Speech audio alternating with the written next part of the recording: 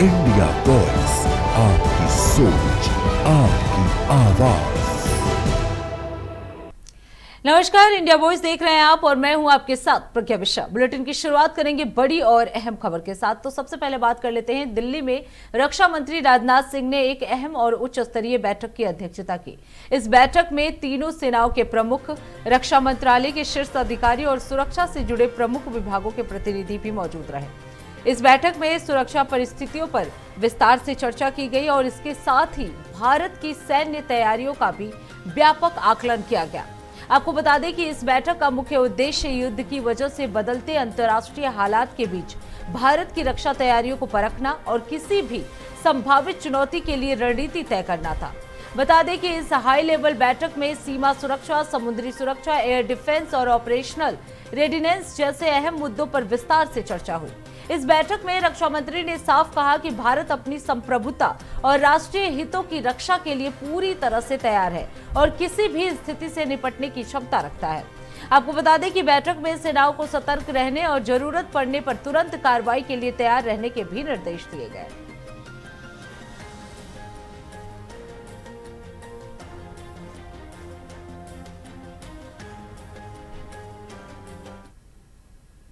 अब रुक कर लेते हैं अगली खबर की। दिल्ली सरकार ने वित्त वर्ष 2026-27 के लिए 1,03,700 करोड़ रुपए का बजट पेश किया है, जिसमें विकास, पर्यावरण और शहरी सुविधाओं पर विशेष ध्यान दिया गया। इंफ्रास्ट्रक्चर के विकास के लिए 4S पर जोर दिया जा रहा है। इसमें स्कोप, स्केल, स्पीड और स्किल पर जोर दिया जाएगा। सीएम रेखा गुप्ता ने कहा कि इस बार का बजट ग्रीन बजट है। उन्होंने कहा कि इस बार के बजट का 21% हिस्सा ग्रीन बजट के लिए आवंटित किया गया है। पहली बार एमसीडी को 11,666 करोड़ देने का फैसला लिया गया, जो आज तक के इतिहास में सबसे अधिक है। इसके साथ ही कहा कि ट्रिपल इंजन सरकार के साथ राष्ट्रीय राजधानी में तेजी से प्रगति हो रही है। 51,810 करोड़ क्रमशः एस्टेब्लिशमेंट एंड अन्य कमिटेड एक्सपेंडिचर तथा योजनाओं, कार्यक्रमों, परियोजनाओं के लिए रिवाइज्ड एस्टीमेट में प्रस्तावित है। महोदय, वर्ष 25-26 के संशोधित अनुमानों के अंतर्गत द्वितीय और अंतिम पूरक अनुदान हेतु 6,514.58 करोड़ रुपए की राशि की आवश्यकता है। मैं सदन से अनुरोध करती हूं कि उक्त पूरक अनुदान की मांगों को स्वीकृति प्रदान की जाए।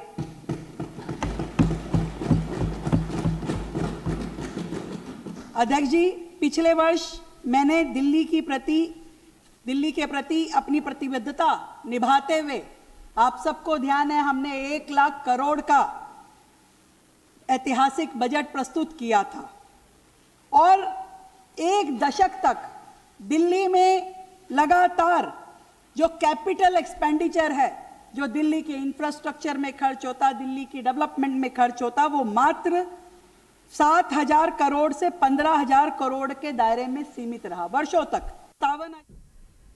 अब रुक कर लेते हैं अगली खबर की। दिल्ली विधानसभा के अध्यक्ष विजेंद्र गुप्ता को बम धमकी वाले ईमेल मिला है।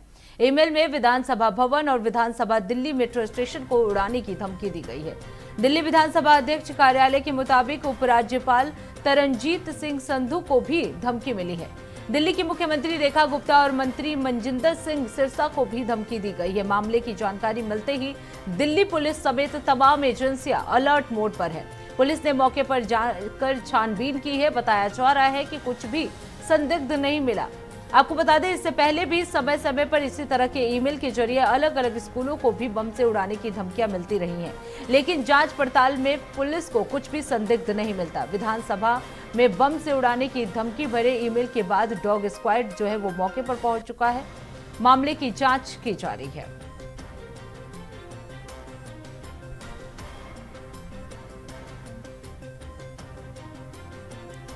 तो दिल्ली विधानसभा को बम से उड़ाने की ये धमकी मिली है, जिसके बाद से पुलिस प्रशासन अलर्ट मोड पर है।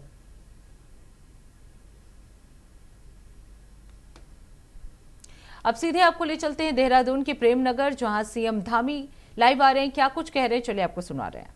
मासूम महाराज की आज सामूहिक कन्या पूजन के इस बहुत ही पवित्र कार्यक्रम में चैत्र नवरात्रि के इस शुभ अवसर पर मंच पर आसीन हमारी मातृशक्ति की प्रतीक और जिनकी सहजता सरलता सच में एक माँ जैसी ममता हर एक को प्रदान करती है, ऐसी इस क्षेत्र की कैंट विधानसभा की लोकप्रिय विधायक आदरणीय सविता कपूर जी, महानगर के अध्यक्ष और जिन्होंने 11,000 कन्याओं के पूजन का ये पवित्र काम इसका संयोजन किया है और सच में बड़ा अद्भुत काम है। जब मुझे भी ये कहने आए थे कि ऐसा कार्यक्रम कर रहे हैं, हालांकि इस दौरान काफी व्यस्तता थी, लेकिन मैं ऐसे अवसर को जब हमारे इतनी पवित्र कन्याओं का देवी स्वरूप सभी हमारी बेटियों का कन्या पूजन का कार्यक्रम होना था और साथ में इतनी पवित्र माताओं का, बहनों का सबका दर्शन होना है, तो सच में मैं भी अपने आप को रोक नहीं पाया और मैंने कहा कि मैं जरूर इस कार्यक्रम में आप सबके साथ सम्मिलित होऊंगा। इसके संयोजक श्री सिद्धार्थ अग्रवाल जी, विनोद पवार जी, कैंट बोर्ड के विक्की खन्ना जी, कमल राज जी, सुभाष माकिन जी, भगत पाल जी, हमारे प्रदेश के प्रवक्ता पूर्व और महानगर के अध्यक्ष रहे श्री विनय गोयल जी, भूषण भाटिया जी, सूरज भाटिया जी, राजेंद्र ढिल्लो जी, राजेश बड़ोले जी, कुलदीप पंत जी और हमारे विजेंद्र थपलियाल जी जो इसका संचालन करने वाले और सभी यहाँ पर आए हुए सभी हमारे पदाधिकारी का, हमारे सभी मंडल अध्यक्ष सुमित भाई और पूरे संतोष जी भी हैं साथ में, तीनों मंडल अध्यक्ष हमारे जिन्होंने मेरा स्वागत किया। हमारी बहनों ने, मातृशक्ति ने मेरे यहाँ आने पर मेरा तिलक भी लगाया, उन्होंने पुष्पों से भी मेरा स्वागत किया। मैं भी आप सभी का स्वागत करता हूँ, आप सबको प्रणाम करता हूँ, आप सबका अभिनंदन करता हूँ।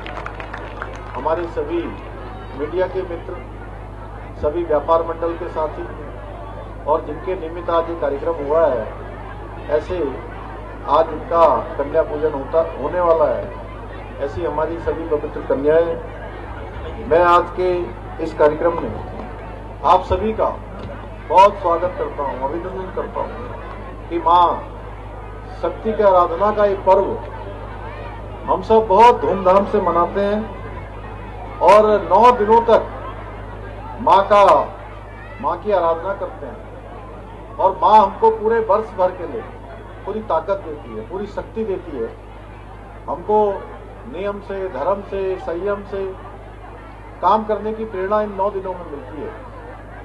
और देखिए हमारे यहाँ वर्षों पूर्व, सैकड़ों हजारों वर्ष पूर्व से ये हमारी पौराणिक चीजें, हमारी संस्कृति, हमारी धार्मिक मान्यताएं, ये सारी की सारी वैज्ञानिक पद्धति पर आधारित है।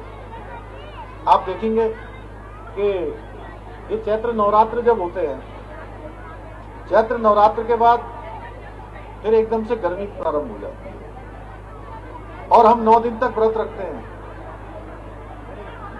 तो इसके पीछे स्वयं को शोधित करना होता है, मन को शांत करना होता है, अंदर की जो हमारे अंदर की जितनी भी अशुद्धियां हैं उसको शोधित करने का भी अवसर होता है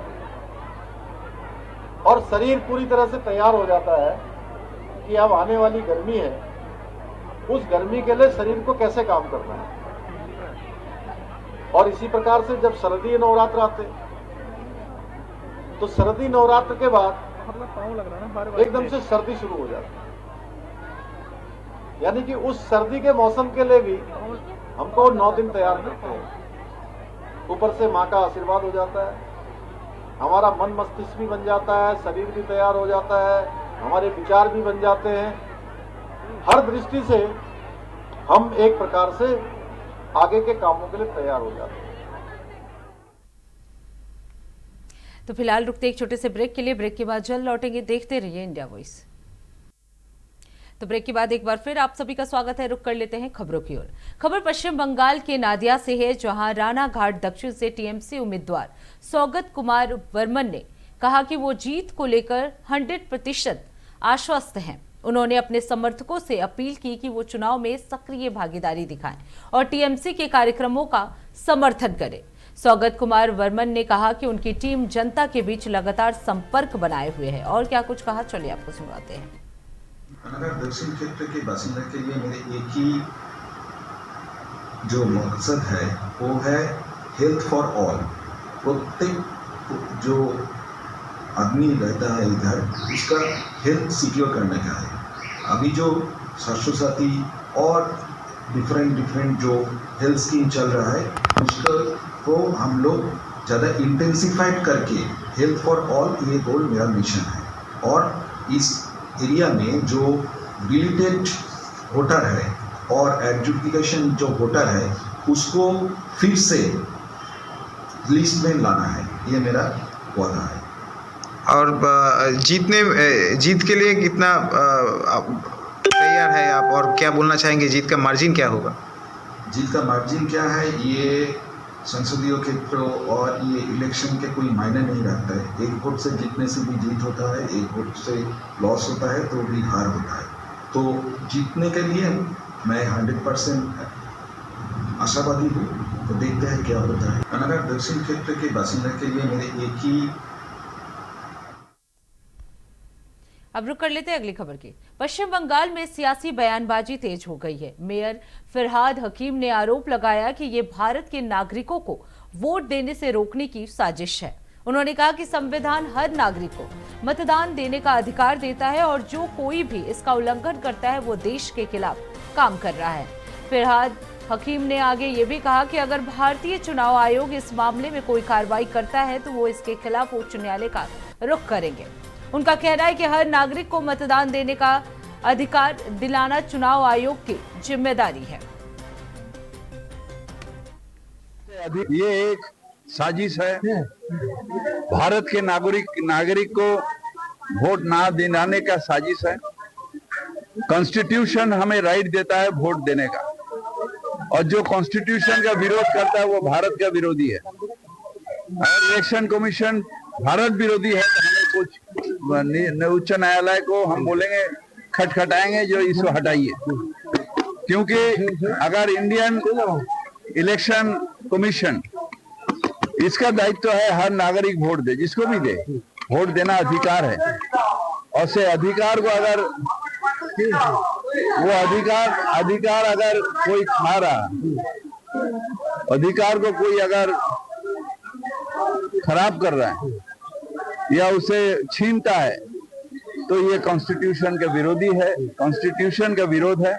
और जो कॉन्स्टिट्यूशन का विरोध है इंडिया का, वो इंडिया विरोधी है, उसे रहने का कोई अधिकार नहीं। ये एक अब रुक कर लेते हैं अगली खबर की। नवादा में लोक आस्था का महापर्व चैती छठ का आयोजन शुरू हो गया है।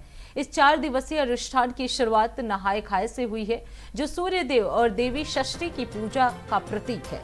स्थानीय लोग उत्साहपूर्वक इस धार्मिक परंपरा में भाग ले रहे हैं और घाटों पर पूजा अर्चना का दृश्य देखने को मिल रहा है। छठ महापर्व में व्रती श्रद्धा और भक्ति के साथ सूर्योदय और सूर्यास्त के समय अर्घ देते हैं। आयोजन में साफ सफाई, सामाजिक सहयोग और अनुशासन का विशेष ध्यान रखा जा रहा है।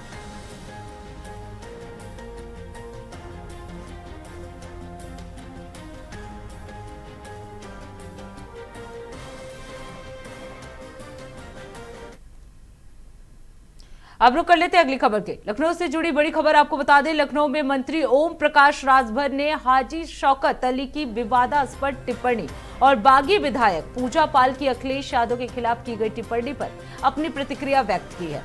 इसके अलावा उन्होंने प्रधानमंत्री नरेंद्र मोदी के एथेनॉल मिश्रण वाले बयान पर अपनी राय दी। मंत्री ने अमेरिकी राष्ट्रपति डोनाल्ड ट्रंप द्वारा ईरान के बिजली संयंत्रों पर हमले पर 5 दिन की रोक लगाने की घोषणा पर भी टिप्पणी की है। राजभर ने सभी मामलों पर संतुलित दृष्टिकोण और राजनीति से जुड़े संदेश शेयर किए हैं।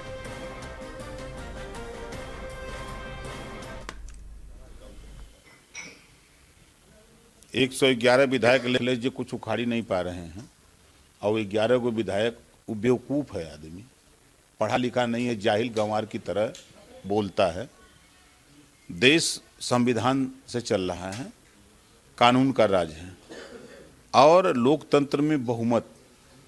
आप सरकार बना लो तब ये बात कह सकते हो।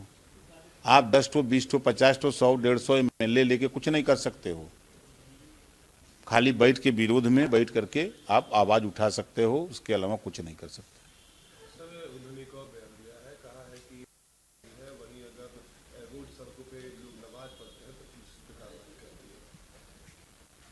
कहाँ लिखा है सड़क पर नमाज पढ़ने का? और कांवड़ यात्रा अगर निकलेगी तो घर में तो निकलेगी नहीं, तो सड़क पे ही निकलेगी। अगर रामनवमी हो रहा है, रामनवमी का जुलूस घर में निकलेगा, सड़क पे ही नहीं निकलेगा। रामलीला होता है जब वो विजयदशमी के दिन वो भगवान राम और लक्ष्मण सजते हैं और सीता रावण, तो एक जुलूस जब निकलता है जहाँ से तो सड़क से निकलेगा, घरे में भीतर निकलिए। इसी से कहते हैं ना, ये अनपढ़ है, बेवकूफ़ है, जानता नहीं कुछ, ना समझे की तरह बयान देता है। अब रुक कर लेते हैं अगली खबर की। केंद्रीय शिक्षा मंत्री धर्मेंद्र प्रधान ने ओडिशा के सभी सांसदों के साथ रेल मंत्री अश्विनी वैष्णव से मुलाकात की है। इस अवसर पर उन्होंने खड़गपुर और विभिन्न अन्य संस्थाओं में रहने वाले बंगाल के निवासियों के संबंध में एक ज्ञापन सौंपा है। ज्ञापन में स्थानीय निवासियों के हितों और समस्याओं का समाधान करने का आग्रह किया गया है। सहरसा की सभी सांसद आदरणीय रेल मंत्री जी को मिलने गए थे। खड़गपुर में रेलवे की बहुत बड़ी व्यवस्था है। वहाँ कई दशकों में वहाँ बहुत उड़िया भाषाभाषी लोग रेलवे में और खड़गपुर में और बंगाल के विभिन्न शहरों में रहते हैं। कलकत्ता एक समय में उड़िया लोगों की बहुत बड़ा शहर होता था, आज भी है। खड़गपुर में एक सांस्कृतिक केंद्र बना है। उस सांस्कृतिक केंद्र कई सालों से वहाँ अच्छा काम कर रहा है। वहाँ की नागरिकों का, उड़िया तथा अन्य भाषाभाषी लोगों का, बंगाली लोगों का भी वहाँ काम पे आता है। उसको रेलवे की मदद रहे, रेलवे की सहयोग रहे, इसी विषय में आप उड़ीसा के अभी सभी लोकसभा के सांसद हम लोग मिलके गए थे, राज्यसभा के सांसद भी मिलके गए थे। आदरणीय रेल मंत्री जी उसको अपने विचार में रखेंगे, वो अपने उसमें कुछ क्या कर सकते हैं उसकी निर्णय करेंगे। यही इसी विषय को लेकर हम लोग सब आज रेल मंत्री जी को मिले थे। सर, एक तरफ मोदी सरकार राहत दे रही है लोगों को, वहीं हिमाचल सरकार ने कहीं ना कहीं बोझ दे दिया है, पेट्रोल और डीजल के रेट बढ़ा दिए हैं। ये कांग्रेस का असली चरित्र है, जो कहती क्या है और करती क्या है। तो इनका असली चेहरा जनता के सामने आ गया। एक तरफ मोदी सरकार देश की जनता को राहत देने का काम कर रही है, तो दूसरी तरफ हिमाचल की कांग्रेस की सरकार जनता का गला घोटने में लगी है। तो इसी के साथ इस बुलेटिन में बस इतना ही। देश दुनिया की तमाम बड़ी खबरों के लिए देखते रहिए इंडिया वॉइस। तब तक के लिए नमस्कार।